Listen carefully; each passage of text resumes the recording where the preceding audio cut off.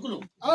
వీళ్ళు పాండవరాజు కొడుకులు 5 మంది శక్తివంతులై ఈ విధంగా బ్రతుకుతున్నారు. ఏడ ఇంద్రప్రస్థాపురి పట్టణంలో అక్కడ దుర్యోధనుడు ఊరుగులు తమ్ముల వాడు 100 లక్ష శివంజన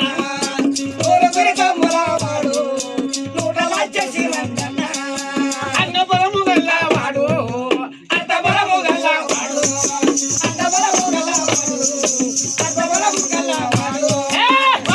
దుర్యోధనుడు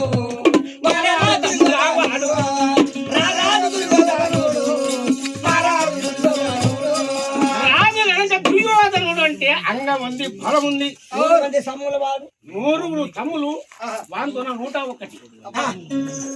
దుర్యోధనుడు పిచ్చి ఎప్పుడైతే ఉన్నారో ఆ దుర్యోధనుడు ఏం చేసాడు? ఈ పాండవులు పాల్వాడు ఈనాడికి ఇప్పటికైనా అప్పటికైనా సనాతములైన పాలివాణి నమ్మరాదు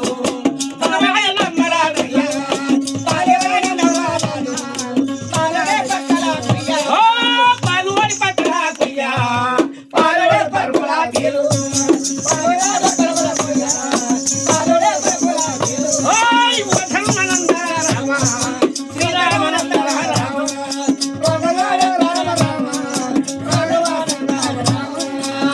ఎప్పుడైతే దుర్యోధనుడు మధ్య లోపల పడింది ఈ పాండవుల ఇక్కడ ఉండనియకూడదు, ఇంద్రప్రస్థాపురి పట్టణం వల్లే ఉండనియకూడదు ఈ పాండవులని.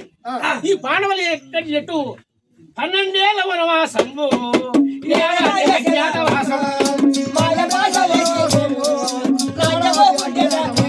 అయ్యో 12 ఏళ్ల వనవాసం పంపిస్తా వీళ్ళని, 1 ఏడాది అజ్ఞాత వాసములో ఉంచిపిస్తా పాండవులని. వాడు పుట్ట తలంచుకొని దుర్యోధనుడు అంగబలము, అస్తబలము, డబ్బు బలము కలవాడు కాబట్టి వాటి పాండవులని ఏ విధంగా ఓడించేటంటే మాయ పాష్కరన్నా ఒకటే, మాయ జూతమన్నా ఒకటే, ఇస్పేట్ ఆడన్నా ఒకటే. ఈ విధంగా ఎప్పుడైతే పెట్టిండో వాడే దుర్యోధనుడు, వాడి మేనమామ మాయశకుడు. అంతకంటే పాండవుల విషం. పాండవుల పేరు ఎత్తనీయడు, పాండవుల పేరు ఎత్తనీయడు మాయశకుడు. ఆ మేనమామని జూదంలో ఉండిపించుకొని అన్న ధర్మరాజు దగ్గరికి వచ్చి పాల్గొడు కదా, ఆ ధర్మరాజు దగ్గరికి వచ్చి అన్నయ్య ధర్మపుబ్బాల దేవ దేవ నిన్ను నమ్మిన కేశవ దానవ సంహార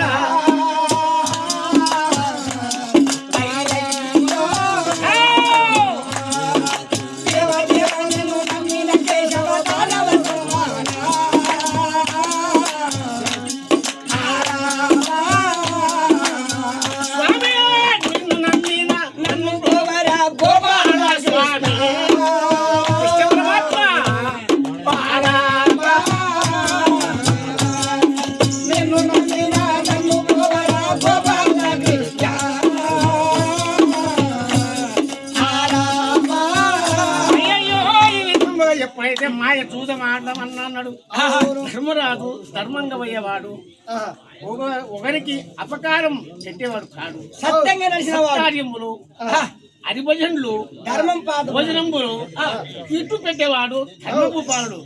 నా తమ్ముడు వచ్చిన దుర్యోధనుడు ఎందుకో సరే ఏం పని తమ్ముడా అన్నా? ఏం లేదు, నా కృషి పుట్టింది, నా బుద్ధి పుట్టింది, నువ్వు అన్నవు సొంతం పాలివాళ్ళం కాబట్టి ఈ జీవితం కొంచెం ఆడతామని జ్ఞానమామని మాయశక్తిలో ఉండుకొని ఎలక రూపంలో మాయ ఒక్క దూరం వాళ్ళు